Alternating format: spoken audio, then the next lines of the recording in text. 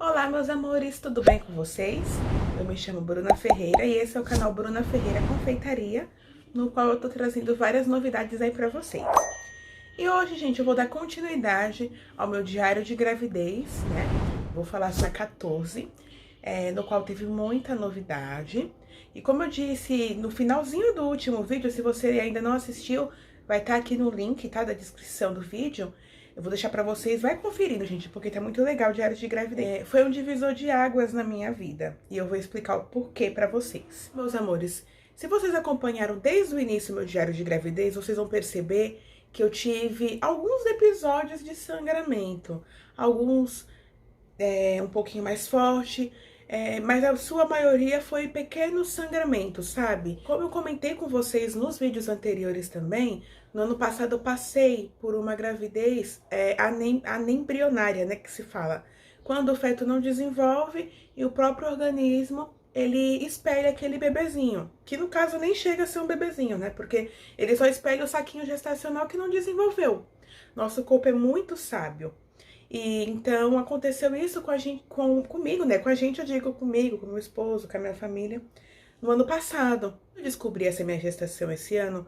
Eu confesso que eu fiquei assim muito feliz mesmo, né? Agradecendo muito a Deus, muito feliz, porque é um sonho que eu sempre tive na minha vida. Já sou mãe de um menino, né? Então eu sonhava em dar o irmãozinho pra ele, um irmãozinho, uma irmãzinha, né? Eu sou filha única, o meu esposo não, meu esposo tem um irmão, mas eu sou filha única, então eu queria dar, né? Eu queria dar um irmãozinho, uma irmãzinha pra ele, e enfim. Então eu fiquei com muito medo de acontecer algo semelhante ao que aconteceu comigo no ano passado.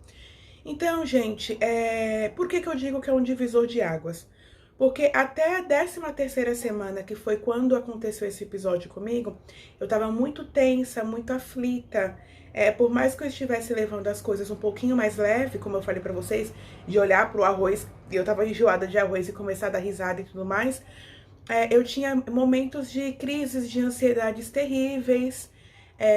Tanto que no dia que eu passei mal, que eu falei pra vocês na 13ª semana, que foi quando eu tive aquele sangramento, eu tive uma crise de ansiedade à noite. Terrível. Tudo bem, eu estava sensível por conta da gestação e tudo mais, mas eu também consigo reconhecer hoje, como já passou um tempinho, que aquilo também foi uma crise de ansiedade que eu tive. Então, eu tava tendo muitas crises de ansiedade, e tudo, gente, eu queria comparar, eu queria voltar no tempo. Eu vou falar uma coisa pra vocês que é um pouquinho pessoal, assim, mas é bom eu falar, até mesmo pra eu poder colocar isso pra fora, e um dia, lá na frente, olhar pra esse vídeo e falar bem assim, nossa, como que a nossa mente, ela né? Tudo eu associava. Eu não queria andar de ônibus, eu não queria andar muito, eu não queria fazer coisas que me lembrassem o acontecimento que aconteceu no passado. Porque no dia que aconteceu aquele episódio comigo, foi um pico de estresse que eu tive. Não foi causado por conta disso, eu tinha que passar por aquilo de qualquer forma. Depois de um tempo que eu fui perceber, né? Gente, é aquela história, né? Deus, ele faz tudo certo, é a gente que não entende na hora.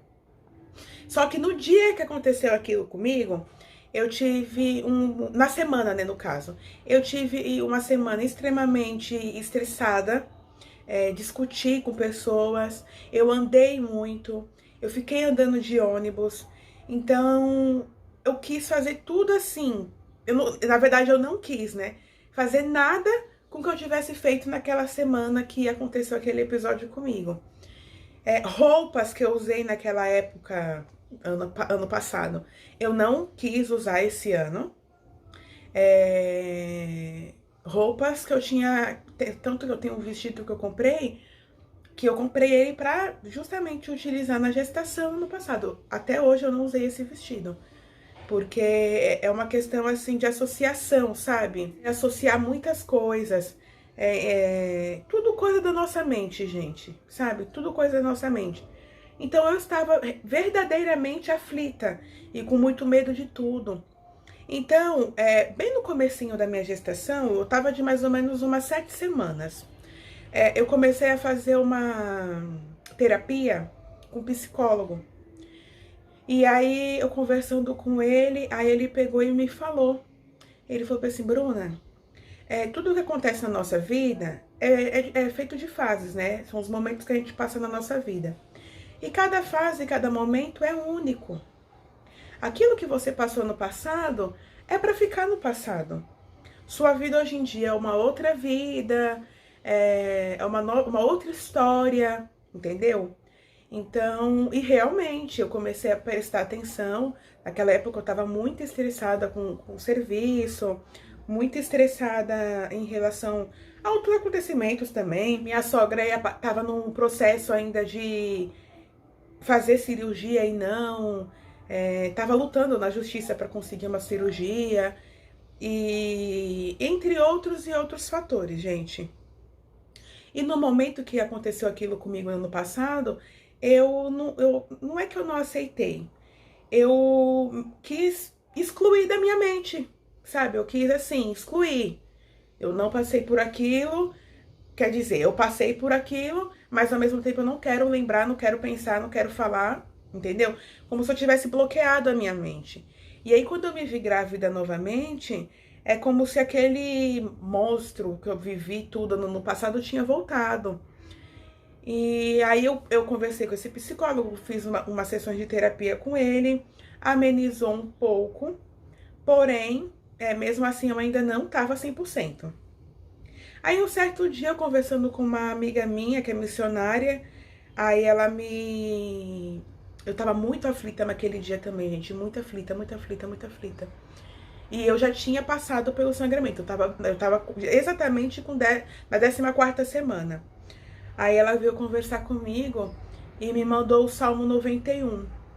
Eu vou colocar pra vocês aqui, o Salmo 91. Ela falou assim, Bruna, toda vez que você tiver mal, triste, angustiada, você lê o Salmo 91 bem alto, pra tudo que tiver perto de você negativo, sabe, sair fora, né?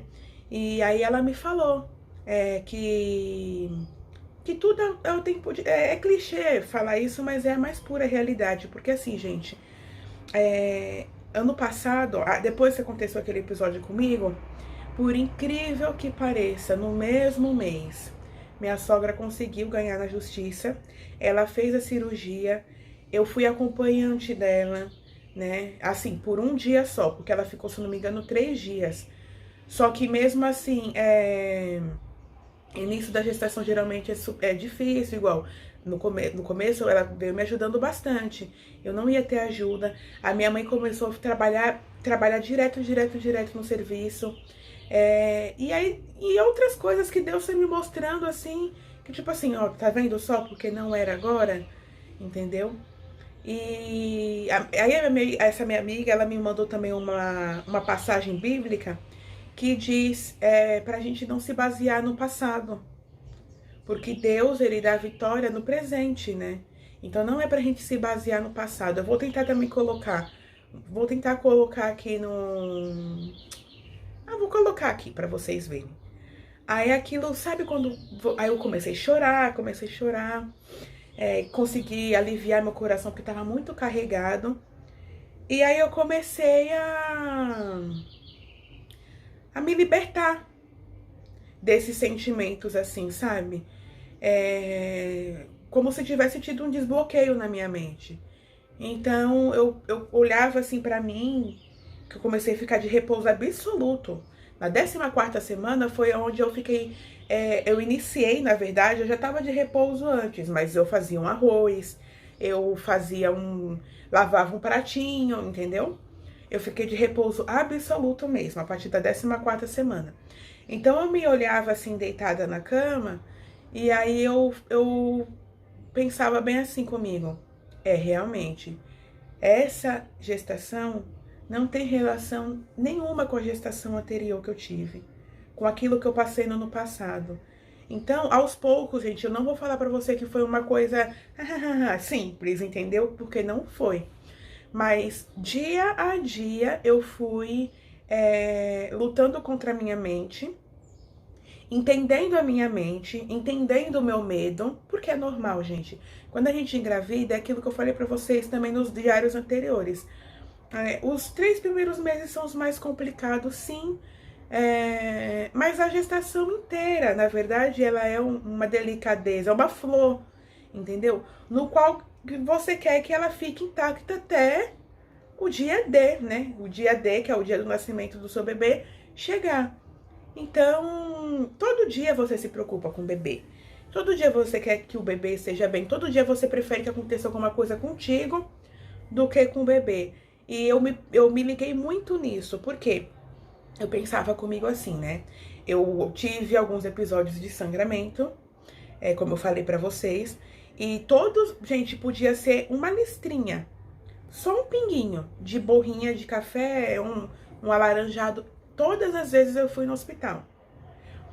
O que eu também, eu participo de um grupo no Baby Center, e às vezes eu vejo umas mãezinhas, principalmente no início, agora parou e eu também parei de acompanhar, né? Ai, tive um pequeno amor de Deus, não espera, vá, pelo amor de Deus, sabe? Porque às vezes pode ser nada, como aconteceu comigo, ou pode ser alguma coisa mais séria, né? Então, todas as vezes eu fui no hospital. E todas as vezes, para honra e para glória do Senhor Jesus, tava tudo bem com a bebê. Tanto que na última vez que foi na semana 13ª, eu fui diagnosticada com placenta prévia. Placenta baixa, quer dizer. O que é placenta baixa? Quando você engravida inicialmente, o seu bebê fica dentro do saquinho gestacional e depois aquele saquinho ele some, eu tô falando assim, bem leigamente. E aí ele acaba sendo nutrido através da placenta, né? E o útero é uma bolsa, assim, faz de conta que o útero é uma bolsa. E aqui é o canal vaginal. A minha placenta tava aqui embaixo. E geralmente a placenta tem que ficar aqui em cima, certo? Então a placenta tava aqui embaixo. Como eu andei muito, me esforcei naquele sábado que eu falei pra vocês. Se você ainda não viu o vídeo, por favor, assista. Provavelmente foi o que aconteceu. E como o bebezinho tá em crescimento, né? Essa placenta que tava aqui embaixo, ela descolou um pedacinho. Gente, mas aí eu fiquei pensando depois, né? Como que pode? Na ultrassom que eu fiz, é porque tá guardada as minhas ultrassons, mas era milímetros, e sangrou tanto. E aí eu fiquei tipo, meu, como é que pode, né? Porém, só sangrou ali naquele dia, naquela madrugada que eu falei pra vocês. Depois não saiu mais sangue, graças a Deus. Aí o que aconteceu? Ela descolou. Então, por isso que eu não podia pegar peso nem nada do tipo, porque se ela descolasse por completo, poderia me causar uma hemorragia. A minha vida entraria em risco e, acima de tudo, a vida da minha filha. Aí eu peguei e fiquei de repouso. E aí, todo momento eu pensava, graças a Deus que aconteceu comigo. Foi eu que sangrei, eu que tô de repouso. Graças a Deus, eu que tô aqui na cama, mas a minha filha tá bem, pra honra e pra glória do Senhor Jesus. Minha filha tá crescendo. Aí eu comecei a trabalhar minha mente, gente, mentalizar. Eu juro pra vocês, gente, perante a Deus, toda a cólicazinha que eu sentia, porque toda virada de semana eu sinto um pouquinho de cólica no dia anterior, mas aquela cólicazinha assim, leve.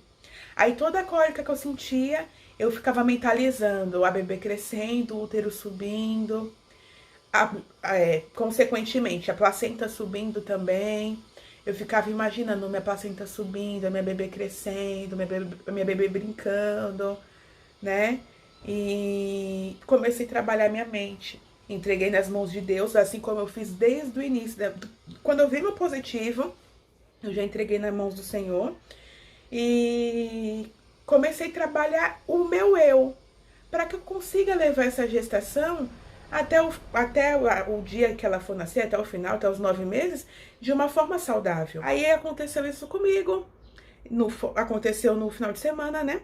E aí eu falei pra vocês que na terça-feira saiu um borrão marrom. E aí eu voltei pro hospital, também de madrugada, mas eram meia-noite.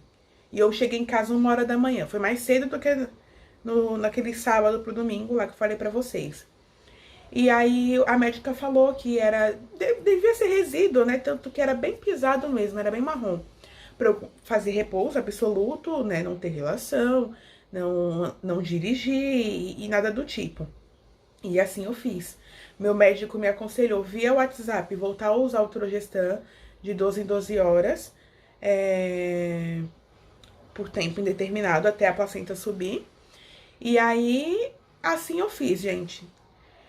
Tive que contar com ajudas da minha família, né? Ajudas, assim, no plural mesmo, porque cada um fez um pouco por mim. Meu marido, mesmo trabalhando, fazia as coisas dentro de casa. Minha sogra se dividiu. Minha sogra, ela é professora aposentada, né? Então, por isso que o meu filho tá ficando na casa dela. Ela auxilia no ensino dele e tudo mais, E ele tá naquela fase da pré-escolinha, que é bem difícil. Então, ela tá ensinando ele, né? Ela olha ele direitinho.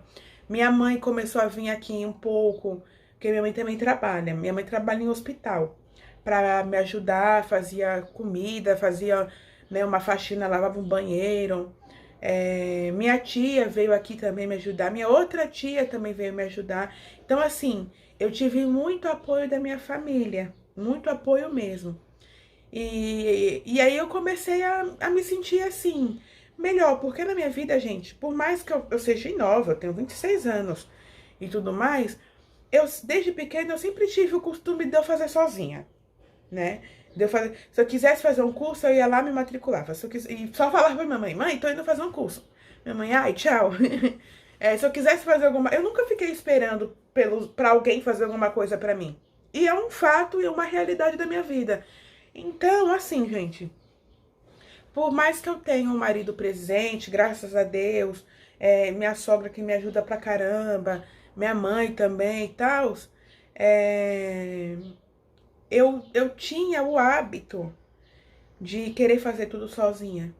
Então, Bruna, eu dava conta de casa, eu trabalhava fora, eu fazia encomenda, eu fazia o YouTube, eu cuidava do Paulinho, eu queria ficar indo pra cima e pra baixo, indo no mercado, aí tinha que ir no médico eu que ia, aí tinha que fazer. Era tudo eu, tudo eu, tudo eu, tudo eu. Então, você imagina, do nada, você vê a tua estante toda bagunçada, você olha pra pia e vê uma louça e você sabe que você não pode ficar muito tempo em pé e você não pode lavar.